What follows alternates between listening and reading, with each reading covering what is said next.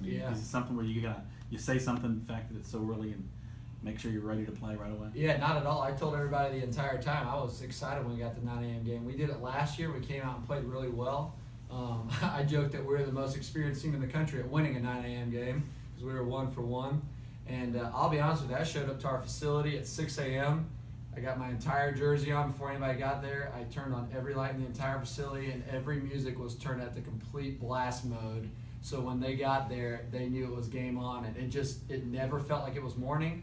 Matter of fact, it felt like it took forever for 9 o'clock to get here, and that's the mindset that I wanted our guys going into, that we were more than ready, and 9 a.m. wasn't going to sneak up on us, and it really paid off. How important was it for Will to get off to that good start, and especially giving up 1 run, ate up some innings, and you didn't have to go into that bullpen as much, before you went to the last Yeah, so everything in that game, it's a very odd baseball game when the 10-run rule's in effect. It changed our strategy, and we knew we wanted Will to be out there for 5 to get a win.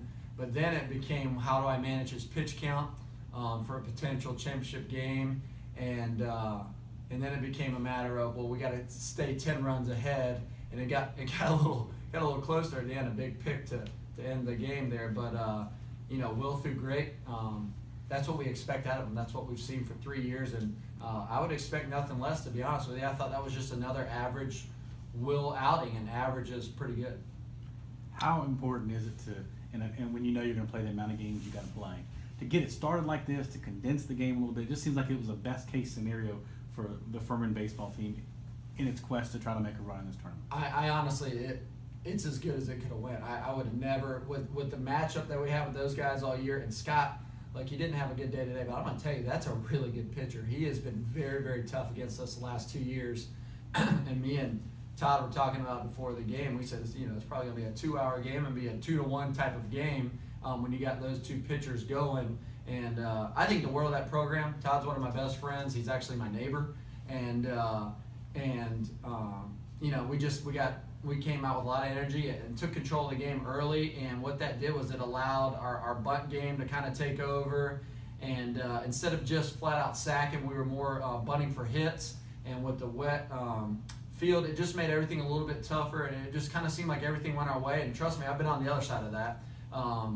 But overall, just a great effort out of our guys.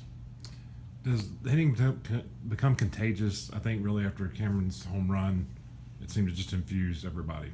Yeah, well, listen, I mean, everybody is excited. Everybody, the tournament, everybody knows what's at stake. And, for a second there, we're trying to figure out if we're even going to get a run in that first inning, and then we get the big hit from Kay, and this guy comes up and hits one to the river, right. And it just let everybody lighten up and gave us a good lead, and it is contagious because it takes pressure off. Now everybody's just going up there with a lot of confidence, and then it becomes, how quickly can you get their starter out? That's the game that happens within the game, and in the dugout, that's what we're challenging guys. How quickly can we chase their starter and get to their bullpen? Cameron, have you ever hit one? You've hit some home runs. Have you ever hit one like that? No. I got that one definitely the best I think I ever have, and definitely probably the biggest situation too, or one of the bigger situations. So that was pretty cool. Guys were doing it last year during the tournament, hitting up on the roof, and I was like, wow, how did it do that? And then I did it, so it was pretty cool. Yeah. How much does it take some pressure off you too to only catch 7 innings and stay fresh for the tournament today? Yeah, I mean that's huge. When you go in knowing you're going to catch every single day, maybe 2 games a day. Just like saving arms, it's nice to get a break and save your legs as well. So. What does this do confidence-wise now going forward?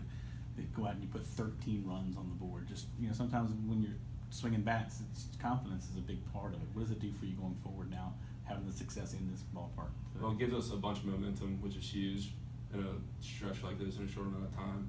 And it just allows us to be loose and not tighten up and stick to our approach, just go out there, be loose, know what you can do, and things seem to work out better.